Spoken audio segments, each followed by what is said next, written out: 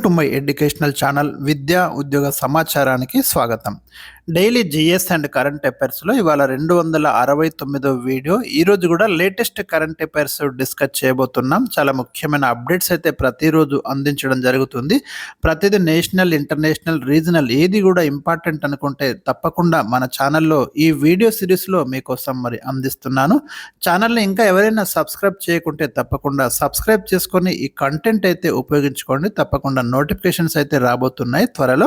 మరి వీడియోని లైక్ చేయండి, షేర్ చేయండి. ఇక ఈరోజు లేటెస్ట్ కరెంట్ అఫైర్స్లో మనకి క్వశ్చన్ నెంబర్ 1, తెలంగాణ రాష్ట్ర ముఖ్యమంత్రి నూతన రేషన్ కార్డుల పంపిణీ కార్యక్రమాన్ని జూలై 14, 2025న ఎక్కడ నిర్వహించారు?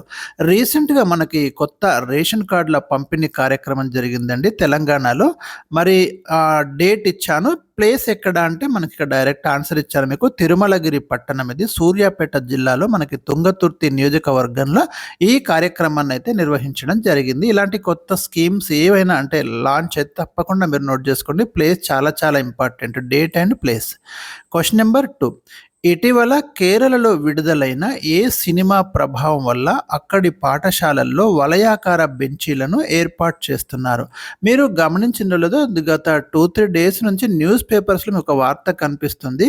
కేరళలో ఇప్పుడు బ్యాక్ బెంచెస్ అయితే ఏవైతే లేకుండా చేసేసి మొత్తం మనకు ఒక సర్కిల్ లాగా ఇట్లా వలయాకారంలో బెంచెస్ ఏర్పాటు చేసి స్టూడెంట్స్ని కూర్చోబెడుతున్నారు.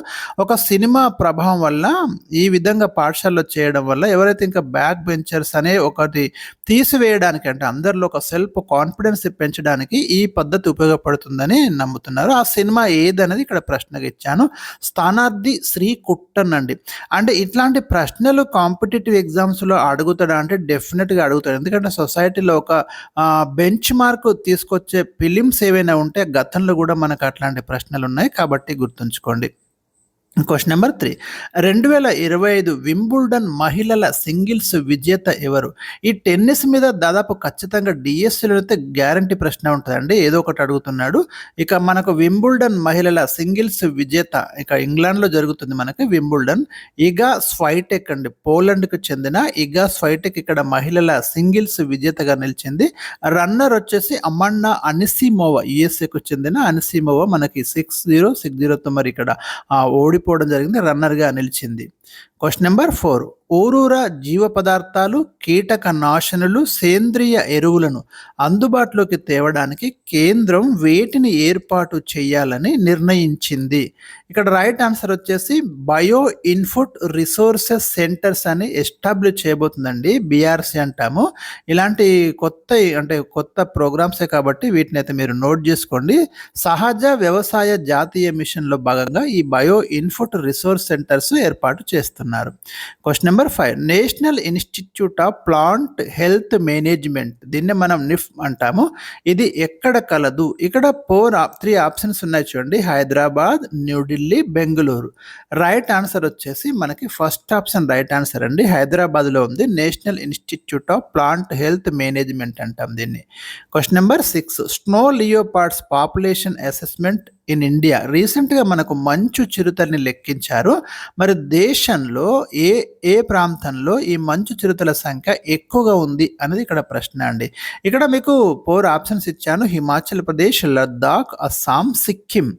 స్నో లియోపార్డ్ సంఖ్య ఎక్కడ ఎక్కువగా ఉంది? ఇక్కడ రైట్ ఆన్సర్ వచ్చేసి మనకు లద్దాఖ్ అండి. ప్రజెంట్ అయితే ఇది మనకి యూనియన్ టెరిటరీగా ఉంది, కేంద్ర పాలిత ప్రాంతం. ఇక్కడ 477 మంచు చిరుతలు లేదా స్నో లియోపార్డ్స్ ఉన్నాయి. క్వశ్చన్ నెంబర్ 7, ఇటీవలి WHO ప్రకటన ప్రకారం ప్రాచీన వైద్య పద్ధతుల సమాచారాన్ని కృత్రిమ మేధతో అనుసంధానించిన మొదటి దేశం ఏది? మనకు ఏవైతే ప్రాచీన వైద్య పద్ధతుల సమాచారం ఉందో అంటే అలాంటి దాన్ని ఆర్టిఫిషియల్ ఇంటెలిజెన్స్ తోటి కనెక్ట్ చేసినటువంటి మొట్టమొదటి దేశంగా WHO దేన్ని పేర్కొంది? ఇక్కడ 4 ఆప్షన్స్ ఉన్నాయి, China, Indonesia, India, Sri Lanka. Right answer వచ్చేసి మనం ఊహించినట్టుగా India is the right answer అండి. ఆయుర్వేద, సిద్ధ, యునాని వంటి ప్రాచీన వైద్య విధానాలను ట్రెడిషనల్ నాలెడ్జ్ డిజిటల్ లైబ్రరీ ద్వారా డిజిటల్ రూపంలోకి తెచ్చిన తొలి దేశం ఇండియా అని WHO మనకు రీసెంట్గా ఒక సర్టిఫికెట్ అయితే జారీ చేసింది. దీని ఆధారంగానే తాము mapping the application of artificial intelligence in traditional medicine శీర్షికన సాంప్రదాయ వైద్య విధానాలపై AI కార్యాచరణ ప్రణాళికను రూపొందించామని WHO పేర్కొంది. Question number 8. National film development corporation నూతన మేనేజింగ్ డైరెక్టర్గా ఇటీవల ఎవరు నియమితులయ్యారు? NFDC అంటామండి. ఇది national film development corporation. Prakash Magdum రీసెంట్గా దీనికి నూతన మేనేజింగ్ డైరెక్టర్గా నియమితులు కావడం అనేది జరిగింది. ఇది 1975లో NFDC ఏర్పాటు చేయబడింది. Question number 9. 2025 మే 6న భారతదేశంతో ఏ దేశం చారిత్రక స్వేచ్ఛ వాణిజ్య ఒప్పందాన్ని, ఫ్రీ ట్రేడ్ అగ్రిమెంట్ అంటాం దీన్ని, కుదుర్చుకుంది? రైట్ ఆన్సర్ డైరెక్ట్ ఇచ్చాను. UK తోటి మరి ఫ్రీ ట్రేడ్ అగ్రిమెంట్ కుదుర్చుకుంది ఇండియా. దీనివల్ల ఏంటంటే మనకి కొంచెం ట్యాక్సెస్ విషయంలో కానివ్వండి, కస్టమ్స్ సుంక అలాంటి వాటి విషయంలో వెసులుబాటు ఉంటుంది. రెండు దేశాలకు కూడా బెనిఫిట్ అయ్యేలాగా ఈ ఫ్రీ ట్రేడ్ అగ్రిమెంట్ అనేది ఉంటుంది. ట్యాక్స్ లేకపోవడం ఇలాంటివి కొన్ని మనకి మెరుగైన విధానాలు ఉంటాయి. Question number 10. రాష్ట్రపతి ద్రౌపది ముర్ము 2025 జూలై 14న ఎంతమందిని రాజ్యసభకు నామినేట్ చేశారు? రీసెంట్ ఇష్యూ అండి. నలుగురిని రాజ్యసభకు రాష్ట్రపతి రీసెంట్గా నామినేట్ చేయడం జరిగింది. ఒకటి గుర్తుంచుకోండి, రాజ్యసభ గరిష్ట సభ్యుల సంఖ్య భారత రాజ్యాంగం ప్రకారం 250 ఉంటుంది. లోక్సభదేమో 552 ఉంటుంది. అయితే రాజ్యసభలో మీకు 12 మందిని రాష్ట్రపతి వివిధ రంగాలలో నిష్ణాతులైన వారిని రాజ్యసభకు రాష్ట్రపతి ఆర్టికల్ 80 క్లాజ్ 1 ప్రకారం నామినేట్ చేయొచ్చండి. ఇప్పుడైతే మనకి నలుగురిని చేశారు. మొత్తం మీద 12 మందిని చేయొచ్చు రాష్ట్రపతి. అది గుర్తుంచుకోండి, చాలా చాలా ఇంపార్టెంట్. భారత రాష్ట్రపతి రాజ్యసభకు ఎంతమందిని నామినేట్ చేసే అధికారాన్ని కలిగి ఉంటాడు అనే ప్రశ్న ఎప్పటికి అడుగుతాడు.